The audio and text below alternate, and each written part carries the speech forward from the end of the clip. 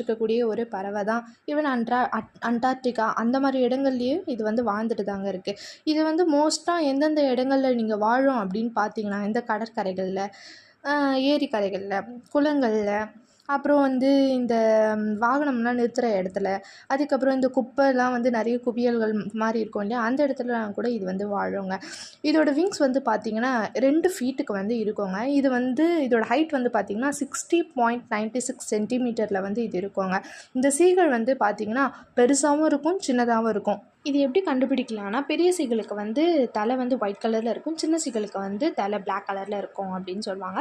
சீகளோட wings வந்து பார்த்திங்கன்னா black கலரில் தான் இருக்கும். அப்படி அது பிளாக் கலரில் இருக்கிறதுனால இதுக்கு என்ன பாசிட்டிவ் அப்படின்னு சொல்லிட்டு பார்த்தீங்கன்னா, இது வந்து அதுக்கு ஏதாச்சும் காயம் ஏற்பட்டாலும் விங்ஸ் வந்து பிளாக் கலரில் இருக்கிறதுனால தன்னைத்தானே வந்து அது ப்ரொடெக்ட் பண்ணிக்கோங்க.